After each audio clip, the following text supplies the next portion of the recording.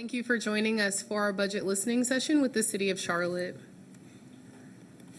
Today, we'll have a little bit of housekeeping, a quick overview of the city's budget, and after that, we really want to hear from you. So if you could raise your hand if you're on our WebEx feed, that will add you to the speakers list. At any time, you can also drop questions and comments in the chat box. And if you are joining us on YouTube and streaming us live, you are able to add comments there. We will pick them up here, and we will be sure to get those questions over to our panelists. With that, I'd like to have our panelists to introduce themselves for the day, and after that, we'll have a quick presentation. Hi, I'm Ryan Bergman. I'm the City Strategy and Budget Director. Good morning, Hannah Braunberger. I'm the Assistant Budget Director. Good morning, Sarah Hazel, Chief Sustainability and Resiliency Officer. Good morning, I'm Tiffany Blackwell. I'm in the Office of Strategy and Budget. Thank you very much, guys. And with that, I'll turn it over to our Budget Director, Ryan Bergman.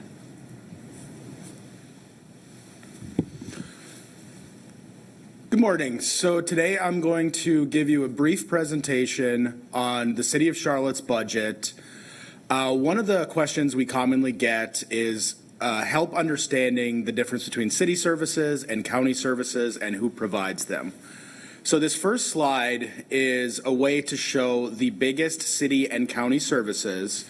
When a resident pays their property tax bill, you only pay one bill, but a little less than 2/3 of the money goes to the county, and a little bit more than 1/3 goes to the city, which is what we are. So as a city, we operate what you might think of as the harder services, as opposed to soft services, soft people services that the county provides.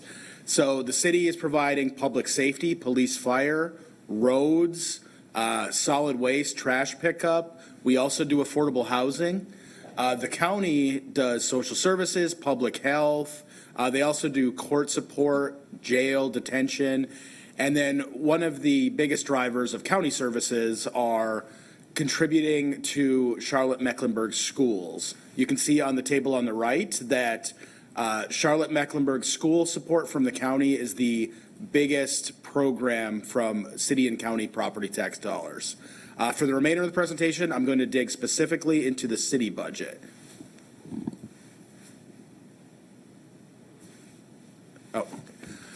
So this is a pie chart on the right, which shows where your city property tax dollars go. So the city portion is split into two things, what we call the general fund, which is how we pay the normal day-to-day, year-to-year operations of the city. So think paying a firefighter or a solid waste worker, a lot of the salaries of the city employees. And then additionally, there's about 20% of your property tax bill that goes to pay for our capital program. So that's how we build roads, that's how we build sidewalks, street lighting, fire stations, police stations. It's also how we do the majority of our affordable housing investments. So if you look at the pie chart on the right, you'll see transportation and housing as very small pieces of the pie. But the reason for that is because the capital support chunk that is kind of pulled out is almost entirely transportation and housing investments. The other question that we commonly get is, why are police and fire such a large part of the general fund budget? And the answer to that is that they are very personnel-heavy organizations. Because they operate on a 24/7 cycle, unlike a lot of our other departments, we have to have a lot more employees to do the same work around the clock. For instance, if you want one police officer in one part of the city at all times, you actually have to employ 5 police officers to do that job. So looking a little bit closer at how the city budget is organized, I talked about the general fund, which is basically the day-to-day, year-to-year operations of the city. You can see the big departments that the city provides through the general fund along with their funding. Public safety, solid waste, transportation are the big ones. And those are things that are supported primarily by property tax and sales tax. We also have what's called enterprise funds. So these are things that operate a little bit more like a business. They're not supported primarily they're not supported at all by property tax dollars. And so you have Charlotte Airport, which is a regional airport run by the city of Charlotte. But if you don't use the airport at all, if you don't park there, take a flight there, then none of your dollars will go there. Similarly, water and stormwater are part of Charlotte One Water, which is a regional organization that goes beyond the city of Charlotte's borders, even though it is part of the city of Charlotte's budget. And so your property tax dollars do not support Charlotte Water. Only your water bill, if you are a customer, is what supports it. Similarly with stormwater as well. CATS, which is our transit system, is a little bit more complicated because it is also supported by user fees when you ride the bus or you ride the train. It's also a regional county organization rather than just a city one. But there's a dedicated half-cent sales tax that everyone in the county pays to help support our transit system. Finally, when you look at special revenue funds, it's things that are restricted usually by a federal grant or a state grant or state legislation, restricted to only be spent in certain ways. So a couple of examples of that would be we receive 911 funds from the state. Those can only be used for specific uses on our 911 program and can't be used for other things. Another example is meals taxes and hotel taxes that we receive. Those are legally restricted by the state to be used for things that will boost tourism activities, such as professional sports. So this is a little bit broader look at our property tax dollars, our sales tax dollars, and how everything is split up. The bottom two buckets there are essentially how we pay for our capital things, our streets, our affordable housing investment, our sidewalks. And that's done two ways. It's done either by cash funding or through our debt program, which is the difference in the buckets there. On the right, the sales tax is also split amongst the three buckets, but then it also has that transit investment that I mentioned a minute ago with $154 million. So when we get into our capital program, the main way that we do transportation and housing investments is through our bond program. So every 2 years, we go to the voters and we ask them to support a bond package. Last time, it was about $226 million. Of that, $50 million was affordable housing, and then the rest was broken down into a number of transportation and neighborhood programs, such as Corridors of Opportunity or our sidewalk program. So we are currently in a budget year that does not have a bond, but we are planning the upcoming budget right now. And so in the upcoming budget, we will have a bond. And so anticipate that in November, you will be asked to vote yes or no on a bond package of housing, transportation, and neighborhoods. And what is in that bond package, how much is for housing or transportation, are the types of decisions that City Council will make in this budget process that we are currently collecting feedback on through our engagement activities. And so this is this digs a little bit deeper into it. I'm certainly not going to read it, but when we have an overall bond package, like I mentioned, it's made up of a number of different projects. On the bottom, you see the affordable housing, but then you also see things like sidewalks, for street resurfacing, programs for congestion mitigation, public-private partnerships where we contribute some road infrastructure in order to generate significant private investments and jobs for the region. You can see that we have a plan that's for 2024, but until we incorporate it into this upcoming budget, it's still just a plan. So a couple of the big drivers of those programs, affordable housing is certainly one of the most popular with our bond programs passing the last few times very easily, so the public has supported them. We've had $50 million in bonds since 2018 Prior to that, you can see that the investment in affordable housing was significantly less. So what do we actually do with these funds? It's primarily a program where you use the funds for gap financing. So if a developer has a project, we may provide a little bit of funding to make that project work financially. In exchange, the developer is legally required to hold a certain number of units affordable for a period of time, typically 20, 25, 30 years. And after that, if they don't maintain affordability beyond that, they actually will have to repay the funds. And so through this program, which I believe is about 20 years old now, we've created over 12,000 units that are affordable in Charlotte based on affordability standards from the federal government. So when we're building a budget, the first thing we're trying to do is figure out our revenue situation. So we have an economist. We use economic data to basically forecast what we expect next year's revenue to be. And that's what we're trying to run the city off of.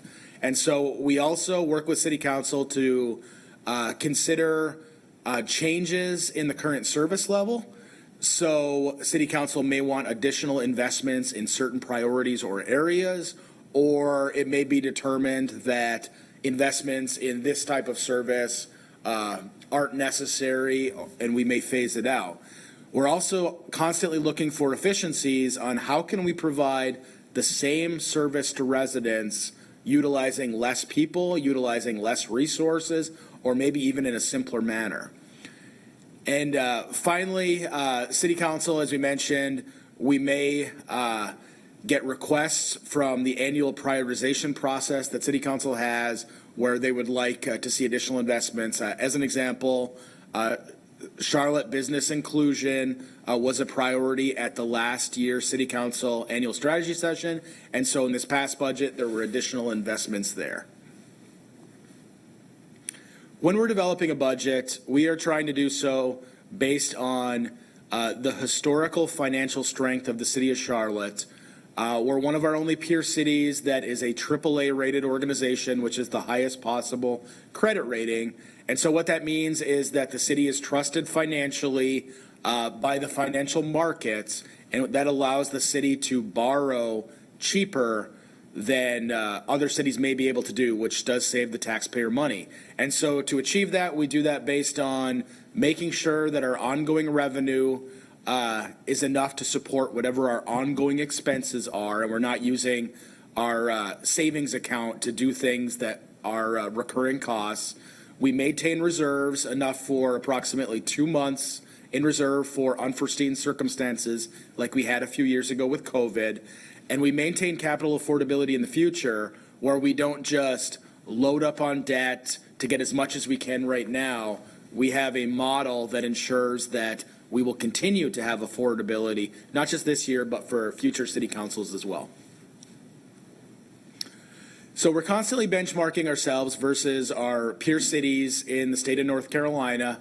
What you see are 3 charts. On the left, it has the city property tax rate for the 17, I can't remember if it's 17 or 13, I apologize. But every city in North Carolina that's more than 75,000 people.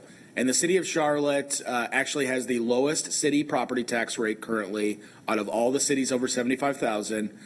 If you look on the right, the city of Charlotte is currently the only city out of every city over 75,000 that has not had a property tax increase in the last 5 years. And if you look at the bottom, that's an attempt to figure out the full cost of local government services. So that includes your city tax bill, your county tax bill, your solid waste fees, your water bill, and comparatively the city of Charlotte continues to maintain the lowest cost of government services per household. So the city of Charlotte operates under a council manager form of government where city council collectively hires a city manager who is the functional CEO of the organization, where he is in charge of hiring all of the other city employees other than the city attorney and the city clerk. And so the city manager's tasked with developing a budget based on the city council's priorities and things that they have told him that they would like to be in the budget. Annually, we develop that budget, it's proposed, and then city council gets a chance to adjust the budget as they are the ultimate decision makers. And here's a little bit about that process. We're going through the engagement steps now. We've met with city council for a workshop once. We are meeting again with them on Monday. It all leads to a proposed budget presentation by the city manager the first Monday in May. Then there's a few city council meetings where they will typically adjust the budget. What is it missing? Where do they want to see more investments, less investments in? Leading to a final budget for the July 1 start of the next fiscal year. And so that was just a quick rundown. We'd also love it if you have a phone, you can use the QR code to take our budget community input survey. It's also on our City of Budget website. We also have a balancing act where you can do our jobs to see if how you would like to cut or add to city services. And it's a kind of an interactive tool that gives you all kinds of options, including property tax increases or decreases, city services. You can also email us anytime, a question or a comment to the email address on the screen. What we do is we collect all community engagement activities and we produce a report to City Council that we basically give with the budget. So if you have a comment that you email us, it is included so that City Council gets a general feel for the public's sentiment as we go through this process. Okay, great. So now we'd love to hear from you. Again, you can use the raise your hand feature if you're on the WebEx. You can also place your questions or any feedback or comments that you'd love for us to just receive in the chat or in the Q&A feature on the WebEx as well. And then you can also raise your hand if you'd like to speak, and then we can have you come off mute and you can speak directly to the panelists, whether you'd like to provide feedback or ask any questions. We'd also like to welcome and appreciate any feedback from YouTube, and we have team members monitoring the comments there, and we hope to be able to respond to those as well. So thank you so much. I do think we got a first couple of questions from our YouTube viewers, so thank you so much for joining. The first question is, what time is the budget workshop with council on Monday? So it occurs prior to the regular meeting, which starts at 5 o'clock. So the workshop will start at 2, run from 2 to 5. Some of the topics that we'll be discussing on Monday include a report on the budget outlook for our transit system, a look at our financial partner applications that we receive from nonprofits in the area, and then a look at our bond strategy and bond outlook so we can share with City Council. Okay, great. And then another question, what happens to the results from the survey? Can you explain a little bit about that process?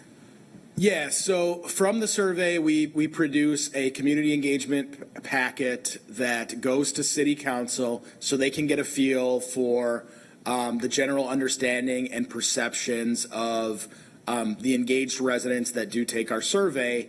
And sometimes it's not immediate, but public sentiment certainly impacts and what counts. 5 or 6 years ago, and affordable housing.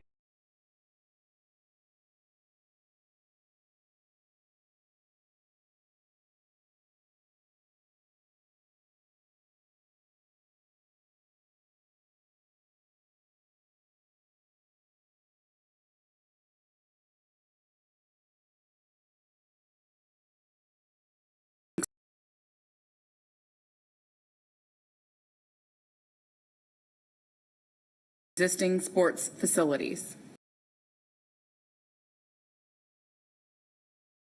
In my presentation, but the city has legally restricted that basically into the tax, the 1% meals tax, and then for the Charlotte Hornets. So when we invest in a package that does renovations for the Spectrum Center, for instance, and council did approve something late last year, it is done from funds that cannot be used on basic city services such as police, fire, or affordable housing. Thank you. Are there any plans to fund new line striping on city streets? And I think maybe just a step further, maybe we can talk a little bit about the process for like street resurfacing and that sort of thing. Sure, absolutely. Good question. So the Charlotte Department of Transportation has a street maintenance division, and so they handle a lot of the coordination in-house and with our contractors for resurfacing and for our line painting on our streets. And there's two primary funding sources that help address street lines and resurfacing. And those are, the first one is the Powell Bill, which comes from the North Carolina Department of Transportation. There's a formula associated with the Powell Bill. Some of the largest cities in North Carolina have a little bit of a modified formula, but we receive money annually from the state for street maintenance efforts. And street resurfacing and line painting are both parts of that funding. And then we also have a couple of programs in the city's capital investment program that help supplement that Powell Bill funding and help support street resurfacing and our line maintenance. So the Charlotte Department of Transportation does annual surveys of our streets and the condition of them. So not just potholes and degradation of the asphalt, but also condition of the lines. And so based on that information, the Department of Transportation prioritizes where that money should be invested and which streets should be resurfaced or restriped. Okay, great. Does the city set aside money to fund miscellaneous projects that might pop up throughout the year? So as it relates to capital projects, those are things that typically need planning and design and then land acquisition and then execution of construction. So the time frame for those means that we wouldn't just suddenly build something new in a year. We do have money set aside so that we can do feasibility or design on something that pops up. As for smaller scale projects that we may need to do or repairs, there is money set aside within departments' operating budgets, for instance. CDOT would have money that they can take care of a sidewalk project that needs to be repaired. So really, it's funds that on the smaller scale that are set aside within existing budgets. And on the bigger scale, we have the flexibility to shift our planning to other projects, and typically the time frame means that it would be the next budget year before real construction funds are needed. Okay, great. Another question we got, this is a great question. I heard that the city is planning to bring temporary and permanent restrooms to Uptown. Is money being set aside in a new budget to bring more? Yeah, so there's been some committee work on Uptown safety, and one of the things that was decided from that is we need to look into options to give people additional options within Uptown. So General Services has worked to provide porta-johns for now in these areas in Uptown, and city staff is actively exploring ways to bring more permanent solutions to Uptown. So that is something that I don't know if it'll be in the budget process, before the budget process, or after, where I would expect there to be a staff recommendation to bring those more permanent solutions forward in Uptown. We also have another great question from one of our attendees in WebEx, so thank you so much for your question. With the growth of Charlotte, are user fees enough to cover the enterprise funds? what are the other funding sources for these enterprise departments? Yeah, so aviation I'll just kind of go one by one. Aviation is very strong financially. They are totally dependent on the airline industry, so things did get a little bit tough during COVID when travel was kind of shut off, but they were in such good financial shape ahead of that, and with some federal support, they were able to get through it.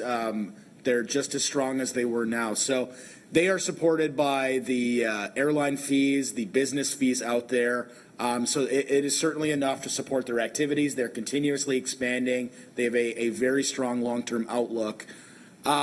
Charlotte Water and Stormwater, because it's a regional organization that goes outside of the city of Charlotte's borders, it would be inappropriate for us to use city property tax dollars to support the water system. So it is supported by user fees. It is enough to cover the system. However, when you look at Charlotte Water, just like so many other entities out there, they're dealing with the same cost of inflation on construction, materials, labor as other organizations. So they do have a model that results in rate increases necessary each year to support what they need to do. So typically those have been in the 3s and 4s. They are going to talk to the City Council Budget Committee in a couple of weeks, April 1st, just before anyone asks, that's at 2 or 2:30.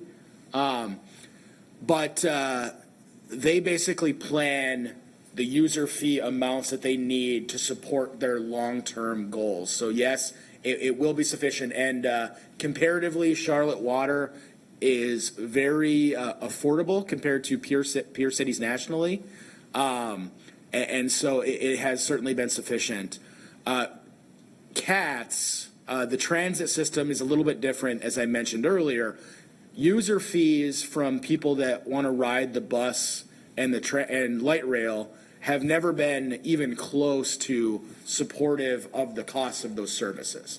And that's just not the way transit systems have ever been designed. There's always been some kind of a tax subsidy that helps support those systems.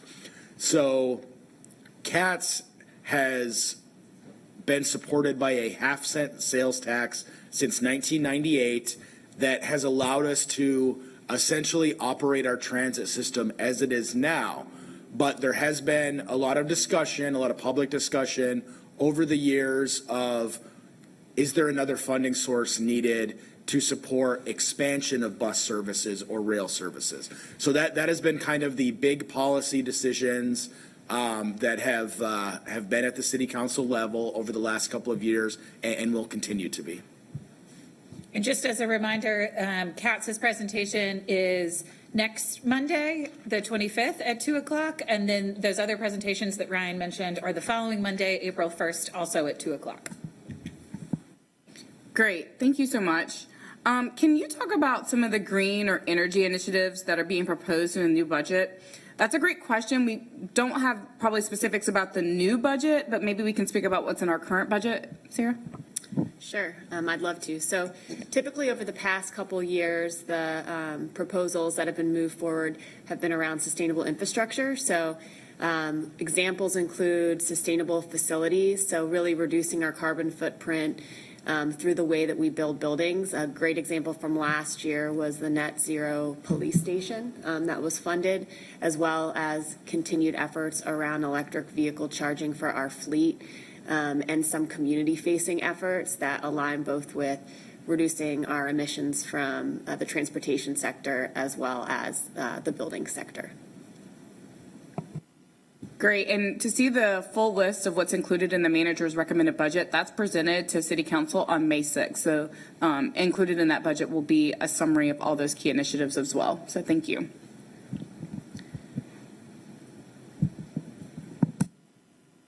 Another question. How does the city plan to continue funding programs that have been funded by federal COVID money once it runs out? Great question. So anytime that we've accepted a federal grant historically, it has been done with a plan for what occurs after the grant. So if we're running a program for 3 years, the program may go away, or the city may elect to continue funding the program from other sources. So that's the way that grants have historically been taken care of. With the significant federal ARPA dollars, American Rescue Plan Act dollars that we received as a city, City Council very carefully prioritized those dollars in ways where there wouldn't be a big cost at the end to maintain services.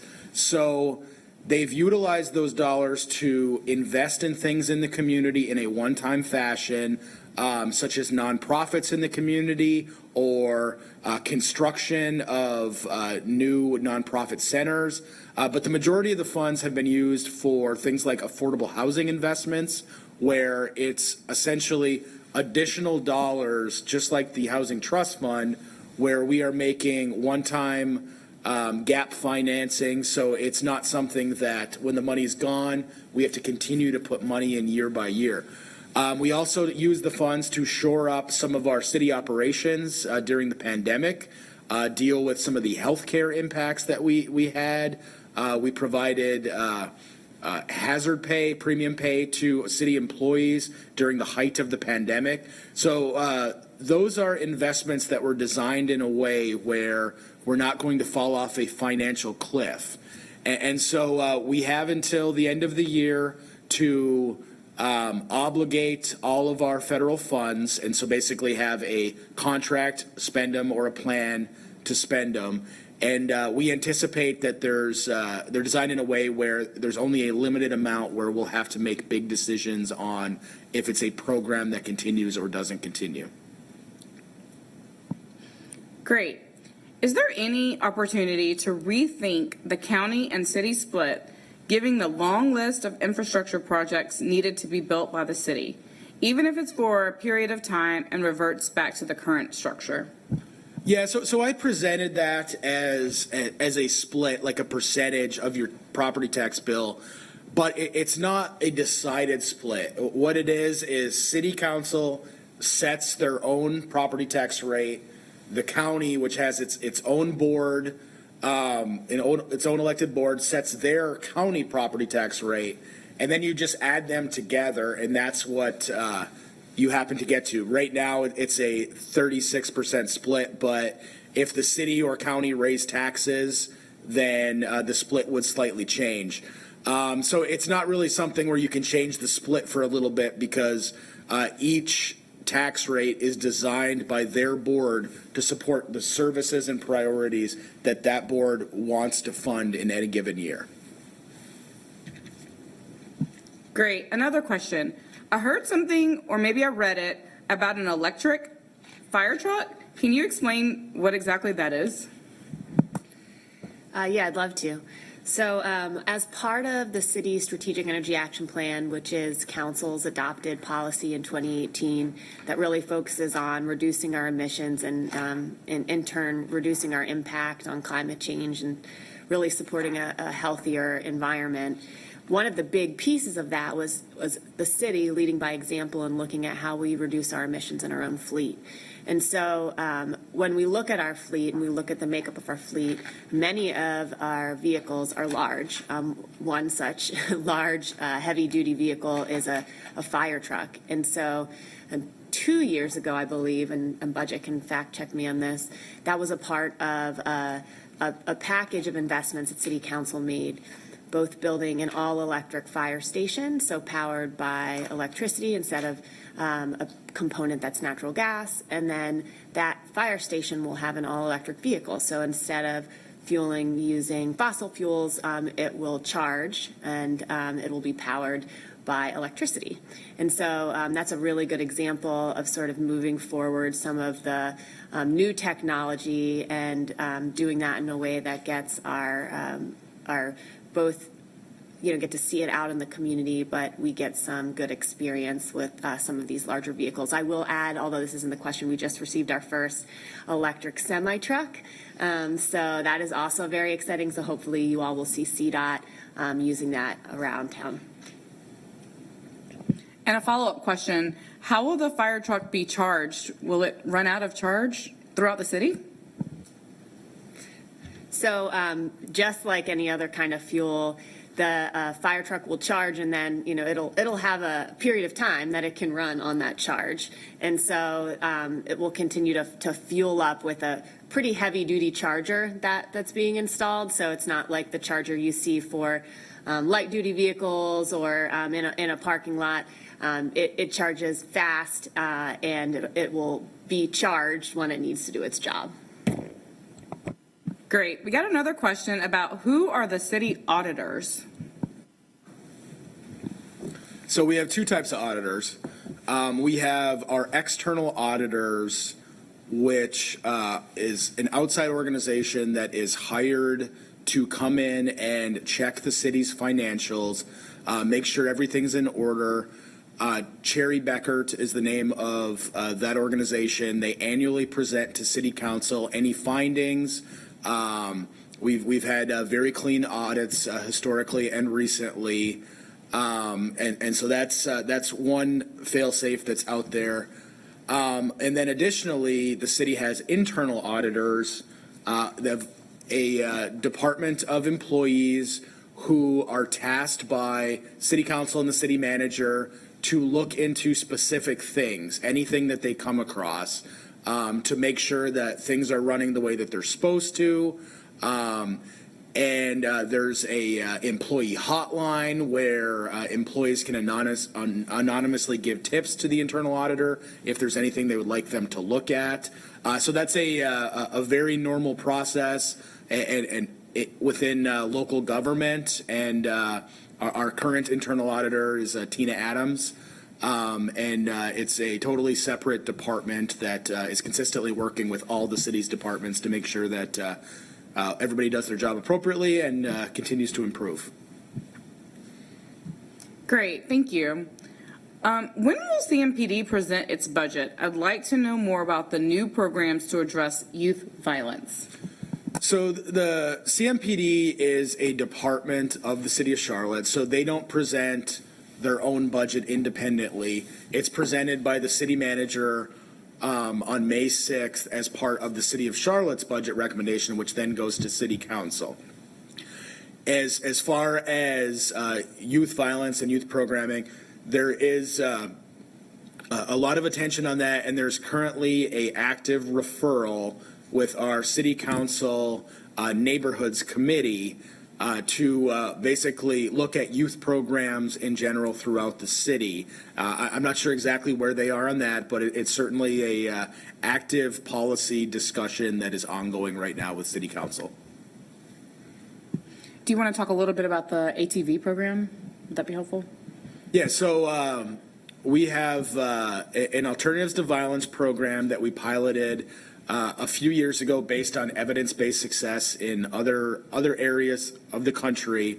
And so it basically tries to go to the person-to-person level at areas where there's historical trends of violence, and basically try to interrupt that violence before it materializes with boots on the ground people that work to try to help with conflicts, prevent conflicts, work with at-risk people before any issues prop up. And so we've done that for the last few years, and it's likely something that will be expanded in the near future. Great, I think that's helpful. Another comment, I always see residents come to council meetings asking for more support for the city's animal care program. How is that service funded? So currently, animal control is part of the police budget. Police, of course, is tasked with getting the animals. And then there's a independent shelter, or not independent, there's a shelter there that runs as a division of CMPD. We support the shelter, staffing. We've invested about $10 million in capital improvements to the current facility to make sure that we're adhering to state code and to make the area a little bit more comfortable as far as HVAC and things like that. There is a number of citizens that would have asked City Council to make investments in a new shelter, and then a number of citizens that have asked for additional staffing. Those are under consideration. The idea of a new shelter or continued enhancements to the existing shelter is part of our advanced planning fund, where we can explore feasibility and options to present to City Council. Great. Any updates on the Cross Charlotte Trail? Is it completed? Is it still under construction? Any information is helpful. A little bit of both. Excuse me, the Cross Charlotte Trail is a multimodal trail and greenway that runs for about 30 miles, starts in Ballantyne and South Charlotte, runs a little bit through the town of Pineville, and then through Uptown and to ultimately ends near the Cabarrus County line. There are 11 different segments that we've sort of broken the trail up into. About half of those are complete and open, and the other half are between design and construction. So varying points between there. And FY2025, this next fiscal year, is planned to be the final year of funding, and that will fully fund all 11 segments of the trail. Great, that's helpful. We wanted to make a comment that we added a link for some of the youth violence programs that the Housing Committee is working on. We've added that link to both YouTube and into the WebEx as well. So feel free to, if you would like any additional information on that program or those programs, it's in the link provided. I'll pause it for a moment to see if there's any other questions. I have to give a big kudos to this group. I think this is the most quick fire and most engaging probably questions that we've gotten in the past few sessions. So please feel free to keep them coming for the next few minutes.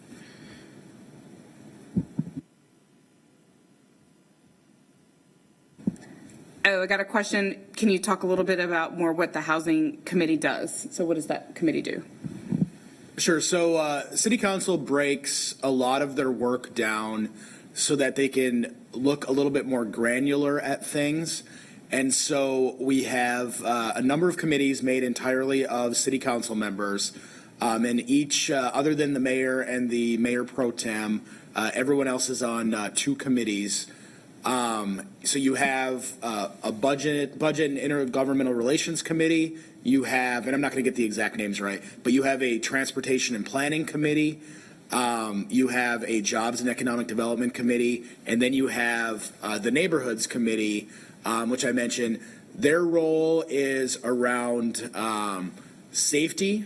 Their role is also around affordable housing investments primarily. So once a month, the first Monday of every month, City Council has committee meetings from early morning to into the evening. And then at the end of that day, they all get together and kind of talk about process. And so they'll get referrals from the mayor or the city manager, which will be to dig deeper into a specific topic and come up with a list of recommendations.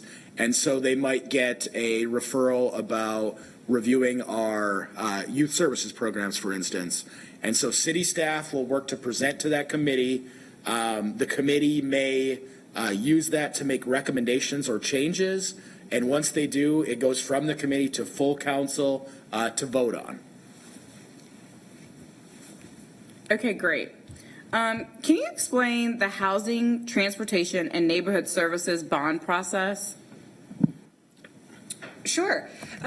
So those are 3 general obligation bonds that we present, that the manager presents as part of the budget process and as part of the 5-year capital investment plan program. So the first step is for the manager to present proposed projects within each of those categories: affordable housing, streets and neighborhoods.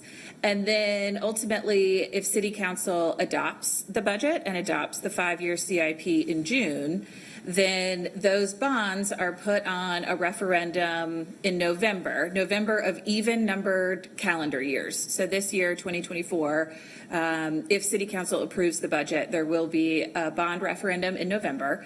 And voters go to the polls and vote on each of those 3 bonds individually. So you vote yes or no for the housing bond, yes or no for the transportation and streets bond, and then yes or no for the neighborhood bonds. And those bonds are about a paragraph's worth of language that describe the types of projects that can be constructed and planned and designed with that funding. It doesn't specifically list projects and project budgets. You have to go to the budget book for that level of detail.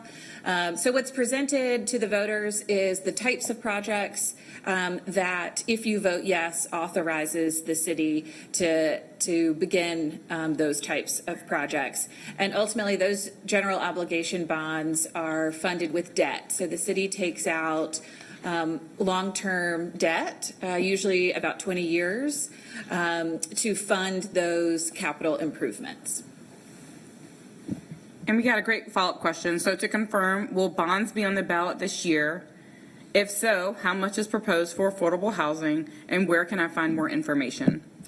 So yes, if City Council approves the budget in June and approves the 5-year capital investment plan, then yes, there will be bonds to vote on in November, but it's all dependent upon Council adopting the budget and the 5-year CIP. Right now, what we have in the FY2024, which is the current fiscal year, that budget book is online, and we can share the link for it, and we could probably give the page number of the bond schedule. Right now, what's in there is a plan for the next 4 years. And when the manager presents the budget on May 6th, there will be an update to that plan. And so Ryan mentioned earlier that one of the topics on the budget workshop this coming Monday on March 25th is the look ahead for the 2024 bonds. So there will be more council conversation about the bonds next Monday. Ultimately, the manager will make a recommendation on May 6th. And then we'll have about a month of conversations with City Council, and if they approve it in June, then there will be bonds in November. And we can drop that link. I think we've dropped that link in the WebEx to the budget book for the adopted, which is our current year, which is FY 2024. Another question we received, are there any increased investments to provide solutions to the homeless? So homelessness is one of those issues that kind of crosses between city and county boundaries as far as services. So the city is the main provider of affordable housing solutions, but the county is actually the main provider of homelessness solutions through its social services programs. That said, there's significant interaction within the two bodies. There's been collaborative work done on what's called a way home, which is a more holistic approach, long-term approach to housing and homelessness that the city has been requested to invest dollars in. Additionally, the city does receive some grant funds, such as the Emergency Solutions Grant, to provide homelessness solutions, and a good amount of funds from our ARPA funds that we received went towards homelessness solutions. And so it's something that is a city and a county activity. Housing and homelessness, the homelessness is provided primarily by the county, but there is constantly collaboration and interaction to look for additional solutions.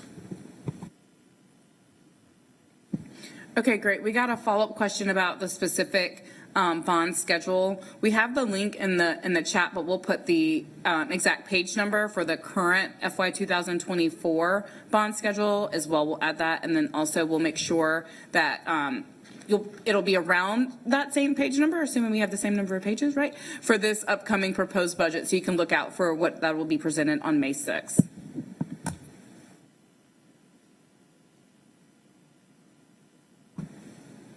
So I think those are all the questions that we've received so far. I'm going to turn it back over to Sherry to close us out. But I want to thank everyone for their participation, and we look forward to engaging with you in the future. I would like to thank everyone for taking the time to join us today. If you'll take a look on your screen, we have links to our community input survey as well as our balancing act simulation. Please take a moment to take our survey so that we can provide that information to our council members. We compile an engagement report, and the comments that you leave there as well as the survey responses are provided to them. If you have any questions, you can reach us by email at strategyandbudget@charlottenc.gov, and you can also find a copy of our current year budget, our proposed budget at cltgov.me/budget. Thank you.